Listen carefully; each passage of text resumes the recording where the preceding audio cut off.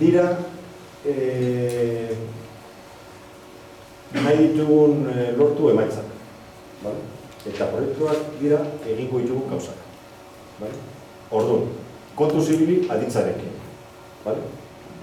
Zerbait egin da proiektu bat, zenbat implantatu da proiektu bat, edatu da proiektu bat. Baina, hobetu, igo, lortu hori da helburua. Helburua da zerbait lortzea, emaitza bat lortzea. Eta oso importantea da ezberdintzea helburua eta proiektua. Eta noski proiektu bat behar du helburu bat atzean, zertarako bat. Eta adierazleak helburu egin dut da askotan egiten dugu tranpatxo bat jartzen dugu azken emaitza hori, ez dugu adierazle jartzen erdian, eta gero agertzen da, pumba, proiektua. Eta bai, proiektua jartzen ditugu adierazleak. Trampa egiten da bai, ez dira adierazleak dira, betetzen da, ez da betetzen, etapaka, ez da gizen bat, egunekoa, bakizen. Ez du merezik trampa hori egitea. Proiektu bat, behar du, emaitza bat, helburu bat, zertarako bat. Orduan, helburua eta proiektua. Eta baita, proiektuek kontrol sistema bat dute. Martxan dago arez, baina proiektua berak ez da helburu bat. Zerbait egiten du, zerbait dutzeko. Ez bat, helburua da, ez dakit, ordenagailuak aldatzea. Hori ez da helburu bat, hori da proiektu bat. Eta zertarako aldatzen dire, gai izateko klasetan ez dakit zer, berrezteko ez dakit zer, metodologia, hor dago helburua. Eta akzio bat, proiektu bat hori bultzatzeko da ordenagailuak aldatzea, baina ez da helburu bat. Egiten dugunean, bai, daukago helburua, hori ordenagailuak, baina helburu bat bera ez da proiektu bat, zerbait lortzeko. Eta oso importantea ezberdintzea, zer lortu nahi dugu eta zer egiten dugun hori lortzeko. Eta honetan ez naz sartuko, baina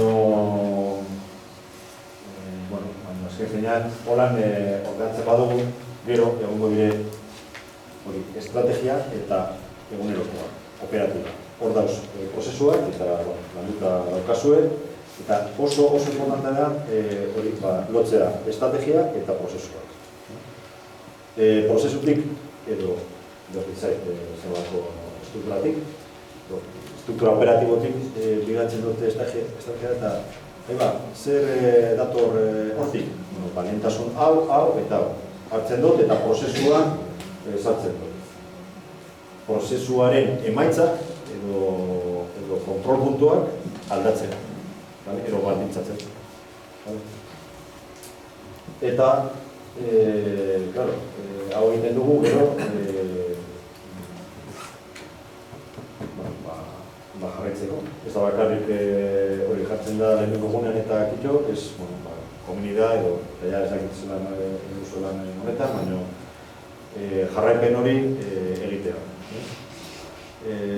Askotan gertatzen da, ez dakitzelan kasuan, baina hori jartzen dire adierazleak eta taulak eta betetzen dire.